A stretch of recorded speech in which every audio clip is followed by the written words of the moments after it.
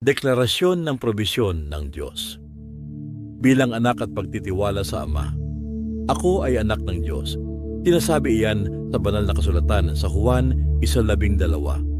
Subalit ang lahat ng tumanggap at sumampalataya sa Kanya ay binigyan niya ng karapatang maging mga anak ng Diyos. At dahil ako ay anak ng Diyos, maaari kong tawagin ang Panginoong Diyos na Ama sa langit. Hindi ako estranghero sa Kanyang presensya. Hindi ako dayuhan sa Kanyang kaharian. Hindi ako iniwan upang maglakbay ng mag-isa sa buhay. Ako ay kabilang sa Kanyang pamilya. Ako ay minamahal. Ako ay tinatanggap. Ako ay kinikilala ng Diyos bilang Kanyang anak.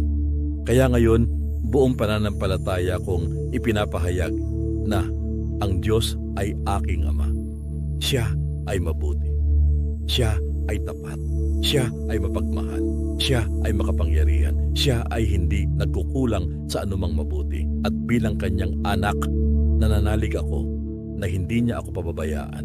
Sinasabi sa Mateo 7:11. Kung kayong masasama ay marunong magbigay ng mabubuting bagay sa inyong mga anak, gaano pa kaya ang inyong Ama na nasa langit?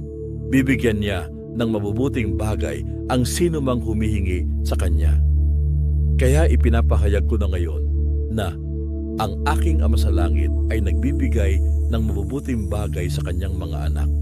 Kung ang mga ama rito sa lupa ay nagsisikap maglaan para sa kanilang pamilya, gaano pa kaya ang aking Ama sa langit na sakdal sa kabutihan, karunungan, pag-ibig at kapangyarihan. Hindi siya bulag sa aking pangangailangan. Hindi siya bingi sa aking mga panalangin. Hindi siya malayo sa aking mga luha. Alam niya ang bawat pangangailangan ko. Alam niya ang aking mga alalahanin. Alam niya ang aking mga pangarap. Alam niya ang aking mga laban. Kaya buong pagtitiwala kong ipinapahayag, hindi ako pababayaan ng Diyos. Hindi ako iiwan ng Diyos. Hindi ako kakalimutan ng Diyos. Sinasabi sa mga awit 23, isa, si Yahweh, ang aking pastol. Hindi ako magkukulang. Hindi ako magkukulang sa biyaya. Hindi ako magkukulang sa lakas. Hindi ako magkukulang sa karunungan. Hindi ako magkukulang sa oportunidad. Hindi ako magkukulang sa tulong ng Diyos sa tamang panahon. Sinasabi rin sa Pilipos 4:11. At buhat sa hindi mauubos na kayamanan ng Diyos, ibibigay niya ang lahat ng inyong kailangan sa pamamagitan ni Kristo Jesus. Pinanghahawakan ko ang pangakong ito. Ang pinagmumula ng aking probisyon ay hindi lamang ang aking trabaho, hindi lamang ang aking negosyo, hindi lamang ang aking kakayahan. Ang tunay na pinagmumulan ng aking probisyon ay ang Diyos na mayaman sa lahat ng bagay. Kapag may mga pagkakataong tila kulang ang aking nakikita, pinipili kong magtiwala sa hindi nakikitang pagkilos ng Diyos. Kapag may mga pagkakataong tila mabagal ang sagot, pinipili kong maghintay ng may pananampalataya. Kapag may mga pagkakataong puno ng kawalan ng katiyakan, pinipili kong manalig sa katapatan ng Diyos. Ako ay Kanyang pinili. Sinasabi sa Juan 15:16, hindi kayo ang pumili sa akin, ako ang pumili sa inyo. Inirang ko kayo upang kayo'y humayo at magbunga at manatili ang inyong bunga. Sa gayon, ang anumang hingin ninyo sa Ama sa aking pangalan ay ibibigay sa inyo. Ako ay pinili ng Diyos. Hindi ako aksidente. Hindi ako pagkakamali. Hindi ako nakalimutang tao. Ako ay hinirang ng Panginoon upang mamunga at maging pagpapala.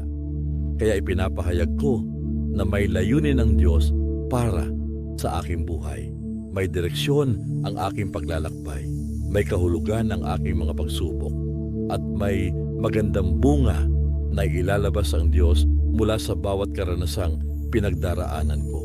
Anumang hingin ko sa Ama sa pangalan ni Jesus, nananalig akong Kanyang dinirinig. Nananalig akong Siya ay kumikilos. Nananalig akong Siya ay gumagawa ng paraan kahit hindi ko pa nakikita ang kabuuan ng Kanyang plano. Sinasabi sa Juan 14:12-14, pakatandaan ninyo, ang nananalig sa akin ay makakagawa ng mga ginagawa ko At higit pa kaysa rito, sapagkat babalik na ako sa Ama, at anumang hilingin ninyo sa pangalan ko, ay gagawin ko upang luwalhatiin ng Ama sa pamamagitan ng Anak. Kung hihiling kayo ng anuman sa pangalan ko, ito ay aking gagawin. Kaya ipinapahayag ko na ang aking mga panalangin ay hindi walang saysay. Ang aking mga panalangin ay hindi nawawala sa hangin. Ang aking mga panalangin ay umaabot sa trono ng Diyos. At kapag ang Diyos ay tumutugon sa aking mga panalangin, ang lahat ng papuri at kaluwalhatian ay sa Kanya lamang. Hindi ito para sa aking pagmamataas, hindi ito para sa aking sariling karangalan. Ito ay upang makita ng mundo ang kabutihan ng Diyos at ang Kanyang katapatan sa Kanyang mga anak. Sinasabi sa Jeremias 33:3, Ako ang lumikha, humugis at nag-ayos ng buong daigdig. Yahweh ang aking pangalan. Kung mananalangin ka sa akin, tutugunin kita at ipahahayag ko sa iyo ang mga bagay na dakila at mahiwaga na hindi mo pa nalalaman. Kaya ipinapahayag ko na ang Diyos ay may mga solusyong hindi ko pa nakikita. May mga pintuang hindi ko pa natatagpuan. May mga oportunidad na hindi ko pa nalalaman. May mga taong ihahatid ang Diyos sa aking buhay upang maging pagpapala. Hindi limitado ang Diyos sa aking kasalukuyang sitwasyon. Hindi limitado ang Diyos sa ekonomiya. Hindi limitado ang Diyos sa opinyon ng tao. Hindi limitado ang Diyos sa aking nakaraan. Ang Diyos na aking pinaglilingkuran ay manlilikha ng langit at lupa. Walang imposible sa Kanya. Sinasabi sa Roma 8:32, kung hindi ipinagkait ng Diyos ang sarili niyang anak, kundi ibinigay para sa ating lahat, hindi ba niya ibibigay sa atin ang lahat ng bagay kasama ng Kanyang anak? Kung ibinigay ng Diyos ang Kanyang pinakamahalagang handog, si Jesus gaano pa kaya niya ipagkakaloob ang aking mga pangangailangan ayon sa Kanyang kalooban? Kaya tumitigil akong mamuhay sa takot. Tumitigil akong mamuhay sa pag-aalala. Tumitigil akong mamuhay sa pangamba. Pinipili kong mamuhay sa pananampalataya. Sinasabi sa 1 Korinto 2:9, hindi pa nakikita ng mata o naririnig ng tainga ni hindi pa sumasagi sa isip ng tao ang mga inihanda ng Diyos para sa mga umiibig sa Kanya.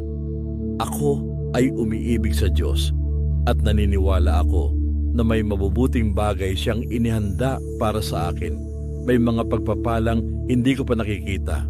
May mga tagumpay na hindi ko pa nararanasan. May mga himalang hindi ko pa nasasaksihan, kaya hindi ako susuko, hindi ako panghihinaan ng loob, hindi ako titigil sa pananalangin, hindi ako titigil sa pagtitiwala. Sinasabi sa awit 84:11, si Yahweh na Diyos ang araw at kalasag.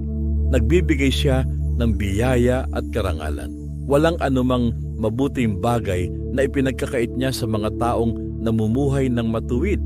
Kaya ipinapahayag ko na ang Diyos ay hindi nagkakait ng mabuti sa Kanyang mga anak. Sa tamang panahon, ibinibigay niya ang pinakamainam. Sa tamang panahon, binubuksan niya ang tamang pintuan. Sa tamang panahon, ipinapakita niya ang Kanyang katapatan. Sinasabi rin sa awit 37:25, mula pagkabata hanggang sa aking pagtanda, wala pa akong nakitang matuwid na pinabayaan ni Yahweh niyang Kanyang mga anak na namamalimos. Kaya ipinapahayag ko na ang Diyos ay tapat noon, tapat ngayon, at tapat magpakailanman. Sa pangalan ng Panginoong Hesus, pinipili kong magpasalamat bago ko pa makita ang katuparan. Nagpapasalamat ako dahil kumikilos na ang Diyos. Nagpapasalamat ako dahil Siya ay gumagawa ng paraan. Nagpapasalamat ako dahil Siya ay aking Ama at pinangahawakan ko ang sinabi ng Panginoong Hesus sa Marcos 11:24. Kaya't sinasabi ko sa inyo, anuman ang hingin ninyo sa inyong panalangin, maniwala kayong natanggap na ninyo iyon at patatanggap nga ninyo iyon. Kaya ngayon, sa pananampalataya ipinapahayag ko, tinatanggap ko ang kapayapaan ng Diyos. Tinatanggap ko ang probisyon ng Diyos. Tinatanggap ko ang karunungan ng Diyos. Tinatanggap ko ang kanyang paggabay. Tinatanggap ko ang kanyang pabor. Tinatanggap ko ang kanyang katapatan. Tinatanggap ko ang kanyang biyaya. Tinatanggap ko ang kanyang pag-iingat. Tinatanggap ko ang kanyang lakas. Tinatanggap ko ang kanyang mga pangako. Ako ay anak ng Diyos. Ako ay minamahal ng Diyos. Ako ay pinili ng Diyos. Ako ay hindi pababayaan ng Diyos. Ako ay hindi magkukulang. Ako ay may Ama sa langit na nagmamalasakit sa akin. Ako ay may Ama sa langit na tumutugon sa panalangin. Ako ay may Ama sa langit na nagbibigay ng mabubuting bagay. Ako ay may Ama sa langit na may magagandang plano para sa aking buhay. Sa pangalan ng Panginoong Hesus, ako ay nananalig, nagtitiwala at umaasa sa Diyos lamang. Amen.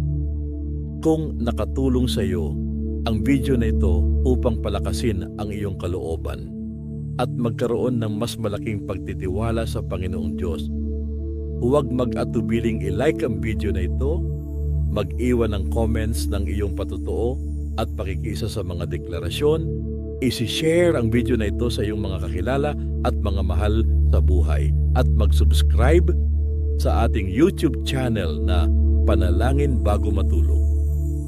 Hanggang sa muli, pagpalain ka ng Panginoong Diyos.